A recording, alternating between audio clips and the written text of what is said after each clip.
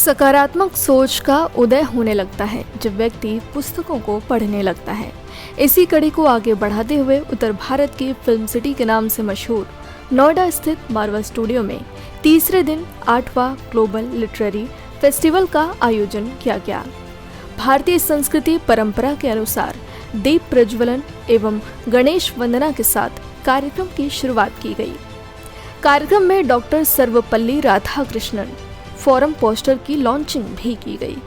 कार्यक्रम में ममता सोनी की किताब लौट आओ डॉक्टर कृष्णा की लॉन्चिंग हुई और इस किताब के बारे में बताया गया।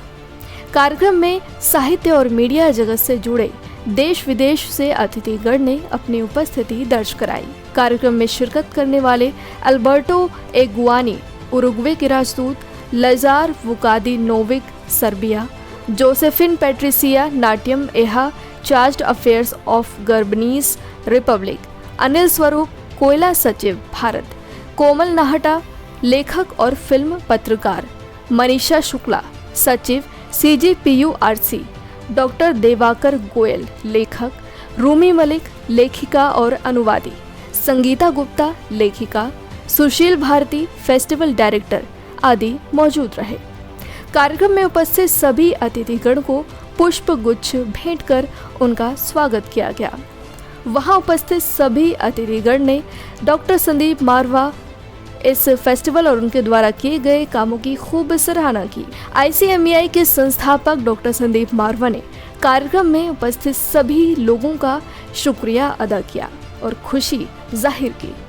आप लोग सफलता पाने के लिए अपने आरामदायक जगह से बाहर निकलिए, ऐसा उन्होंने कहा। काम करने की आदत डालिए, अच्छे वक्त का इंतज़ार मत कीजिए, बल्कि अभी से सफलता पाने की कोशिश में लग जाइए। आप दिन रात मेहनत कीजिए, जितना ज़्यादा हो सके उतना अपने काम पर, अपने आप पर और अपने परिवार पर ध्यान दीजिए, क्योंकि ये समय बहुत कीमती है। एक बार ये चला गया तो वापस नहीं आएगा, फिर आपके पास पछताने के अलावा कुछ नहीं बचेगा। इसलिए समय का उपयोग कीजिए। कार्यक्रम में आए सभी अतिथियों को संदीप मारवा द्वारा मोमेंटो देकर सम्मानित किया गया। इस कार्यक्रम के अंत में उपस्थित सभी अतिथिगण संदीप मारवा और स्टूडेंट्स का धन्यवाद ज्ञापन किया गया। I was amazed. It's not my first time. I already came. We have a council opened with the Marwa Studios for my country, Uruguay, and I was very much well surprised of how much you're covering right now with this literature step, in which I think we have a lot of authors that have come here for you to discuss with them. I find it a very, very encouraging thing for the students too, and it is a great opportunity for me to also speak about my country, Uruguay. So I find that it is a very, very good occasion to also make of this a more global activity, which I find it's very good for all the students.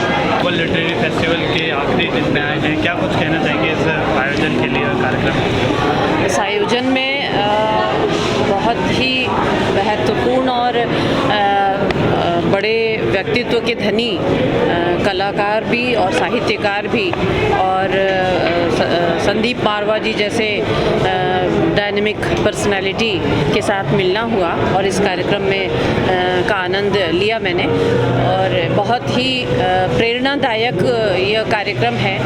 आज की generation में साहित्य और लेखनी, रचनात्मक प्रवृत्ति, इन सब को कैसे आगे बढ़ाएं और उनका कैसे लाभ उठाएं, नए जनरेशन कैसे लाभ उठाए, इनके लिए इस सब के दृष्टिकोण से बहुत महत्वपूर्ण ये कार्यक्रम था और मुझे बहुत अच्छा लगा इस कार्यक्रम। फेस्टिवल के बारे में क्या कुछ कहना चाहिए? बहुत अच्छा फेस्टिवल है। लिटरेचर का जो इम्पोर्टेंस कम होते जा रहा है, स्पेशली यंगस्टर्स के माइंड में, उससे वापस उसका इम्पोर्टेंस अंडरलाइन करने के लिए इस प्रकार का फेस्टिवल मतलब बहुत टाइमली है और मुझे बहुत खुशी है कि मुझे इस मंच पर बुलाया गया, क्योंकि यंगस्टर्स को लिटरेचर का इम्पोर्टेंस, लिटरेचर के मायने जानना बहुत ज़रूरी है और वापस एक रीडिंग हैबिट जो लोगों में नहीं रही वो रिवाइव हो जाए तो इससे बेहतर बात नहीं हो सकती। सर आपको क्या लगता है कि इस तरीके के कार्यक्रमों से साहित्य के जगत को कितना लाभ मिलेगा, कितना फ़ायदा होगा? देखिए, हर जो चीज़ साहित्य के बारे में बात करती है या साहित्यकारों को इकट्ठा करती है या साहित्य के बारे में प्रोपगेट करती है, एक एक स्टेप है। ऐसा नहीं है कि ओवरनाइट चेंज आ जाएगा या एक झटके में कुछ बदल जाएगा। तो मेरे ख्याल से ये उस दिशा में एक सही स्टेप है। सर आज तीसरा दिन है लिटरेरी फेस्टिवल का, क्या कुछ कहेंगे? क्या वो रिकॉर्ड टूटेगा कि अब देश का नंबर 1 लिटरेरी फेस्टिवल बनेगा विश्व का? जिस हिसाब से हमारे यहाँ पर लोगों का मोहब्बत बिखरी है मैं कहूँगा, और विदेशी इन्वॉल्वमेंट हुई है, अलग अलग मुल्कों के राजदूत और उनकी एम्बेसियों को और कंट्रीज़ को रिप्रेजेंट किया जा रहा है, मुझे लगता है कि इतना शायद अब तक किसी भी लिटरेरी फेस्टिवल में नहीं पहुँच हुई होगी। मैं तहे दिल से सभी लोगों का शुक्रिया अदा करना चाहता हूँ जिन्होंने 8वें ग्लोबल लिटरेरी फेस्टिवल के दौरान हमारी मदद की, हमें सराहा, हमारी तारीफ़ की और हमें इसे अंतर्राष्ट्रीय मकाम तक पहुंचाने की हमें जो प्रोत्साहन दिया। अब तक हम लोग कई हज़ार लोग इन पिछले 3 दिनों में यहाँ से होकर गुज़र चुके हैं, जिन्होंने हर आदमी ने तारीफ़ के पुल बांधे हैं और हर आदमी ने ये बात कही है कि उन्होंने इस लिटरेरी फेस्टिवल से कुछ ना कुछ सीखा। ये बहुत बड़ी बात है। और जितने भी लोग आए, मैं तो कहूँगा उन सभी लोगों ने बहुत खूबसूरत शब्दों में अपने बातों को बयान किया है यहाँ पर, और जो उनके एक्सप्रेशन थे वो उनकी मैं तारीफ़ करना चाहता हूँ क्योंकि मुझे भी बहुत कुछ सीखने का मौका मिला है।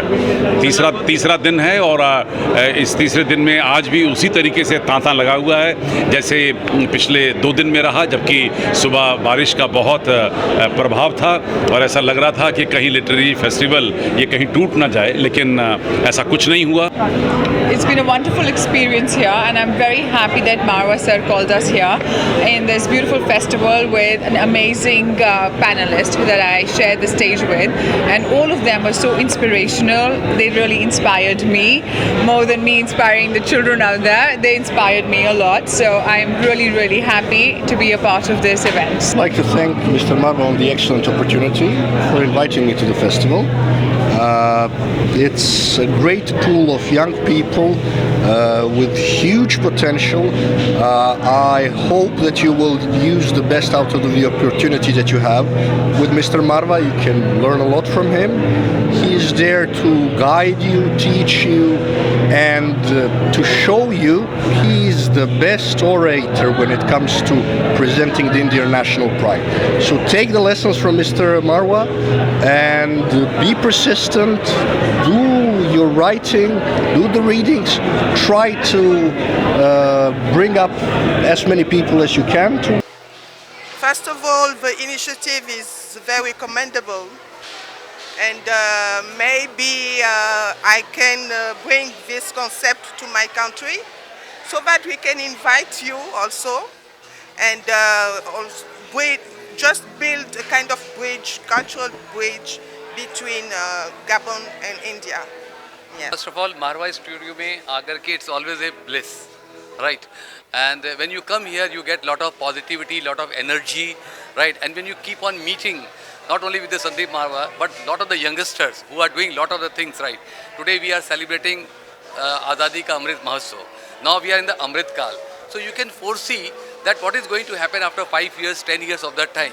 And then you can see that yes, it is completely resonating, which is basically required, because India is going to be the best country in the world. That's what the Prime Minister is there, and we all are making it happen. So it is always a bliss, I say, and love to keep on coming, love to interacting with the young minds, young students, because you are the shining star for the entire world. Chairman of Aero Academy of Aviation Science and Management. Beside that, I am an aviation expert from IATA, Switzerland, and ICAO, Montreal. Now, regarding this photographic exhibition, I must congratulate all the students who have participated in it, and having worldwide exposure, about 32 countries I just as an expert, and I've seen many art exhibitions in India also, in Calcutta and other places, Jahangir Art Gallery or Birla Academy. Now what I'm seeing here, the photographic exhibition here, the boys and the girls who have made these photographs, a great amount of innovation is there, which I liked. Because traditional photography anybody can do. You can have any scenes and all, you go to Rajasthan, you can take the pictures and all. But innovation, to have something different is a really very classic thing here. I could find very nice things which are quite rare. So the days have come to do something different. I'm an author of about 25 books. My books are in different languages across the world. So I feel as a writer also I should write something which is not there. So as an artist, as a photographer, as a student here, you people should innovate. Always think what I am making, it is not there. And it is your own creation. It will look like your own baby. So there is no dearth of innovation.